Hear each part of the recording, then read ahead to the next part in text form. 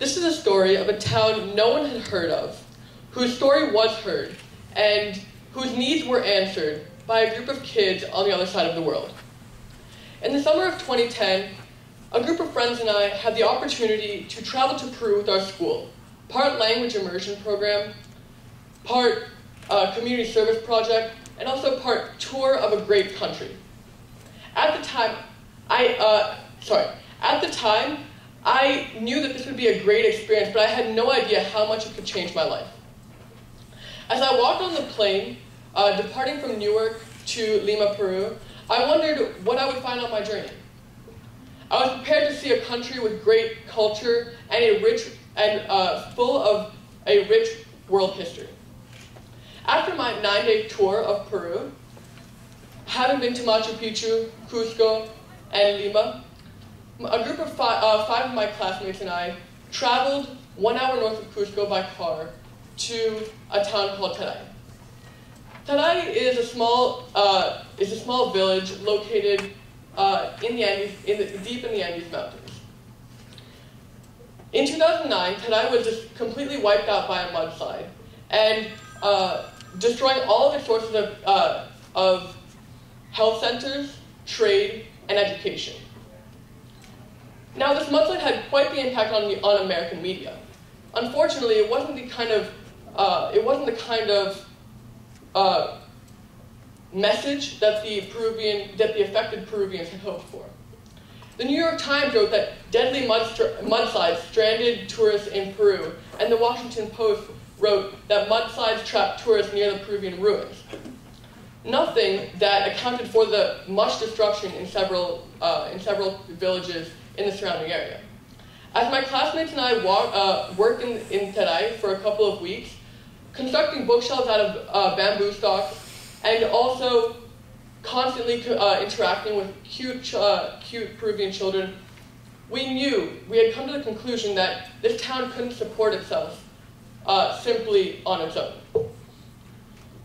That's why I started Princeton Peru Partnership, which is a student-run club at Princeton Highschool dedicated to both raising awareness and funds for this region that is lacking government support still 3 years after the mudslide. Before we left Taray, we did 3 things. First, we met with the town leader, Alonso del Rio. Second, we discussed the town's needs, which included books, school supplies, and money.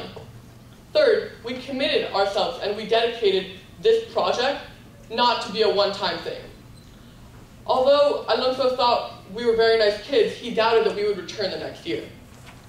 Now, of course, as kids, we didn't expect to get much done. We started with an ambitious goal of raising $5,000. Surely, we thought this could take us throughout the year, and this would definitely take us a whole year to accomplish. All of the money is committed solely to helping and promoting the values of education and cultural preservation in the area. Last year, through the events of car washes, bake sales, a silent auction, a cocktail dinner, a cocktail party, and several locally led leader dinners, we raised an astounding $18,000. My friends and I always joke that after rebuilding this library and a new classroom in Taray in the summer of 2012, we would return to Peru the next summer. We didn't want this to be a one-time thing. It was really important for us to maintain continuity in this area. Fortunately for us, this joke turned into a reality. In the summer of 2012, my father and I went down to Taray once more and proudly gave them the $5,000 needed to completely restock and rebuild their library, but also to build an additional classroom. With the help of 17 kids back home in the club, we successfully accomplished our goal of both raising awareness for this area and funding the relief efforts. Now, we had raised so much money after that the rest of the money went to buying myself an iPad. Just kidding. So we had so much money that we decided to expand on the values of education to promote the values of social equality in this region. So we promoted social equality by constructing a girls' dormitory in a nearby village. Now, usually in Peru, girls would have to travel, well, in this specific area, girls would have to travel 4 to 5 hours every single day to get to their school, if they even had this opportunity. But now, with this girls' dormitory, they would be able to live in a nurturing environment where they could be able, as a community and as a group, to learn. So, I thought, and we thought, as a club, that building a girls' dormitory would be the best investment both for the girls and their families for the future. Nicholas Kristof, a world-renowned journalist, wrote that women are indeed a linchpin of development strategy throughout the world, most notably called the girl effect. Evidence has proven that helping women gain access to a quality education can be a successful poverty-fighting strategy around the world. At the end of 2012, $18,000 had been raised, all by just a group of kids. We knew how much a group of kids could accomplish.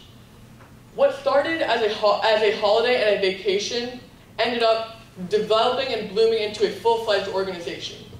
Having raised $18,000, having completely restocked and rebuilt a library, having fundamentally changed the lives of 15 girls in this Peruvian region, really showed me what kind of impact kids can do in this world. This year, we are expanding our efforts to local elementary schools like the Princeton Charter School at Johnson Park, and we as students are making the community involved one step at a time. Small steps, small decisions, a little perseverance and persistence and motivation can have never-ending consequences. So thank you so much, and thanks for coming.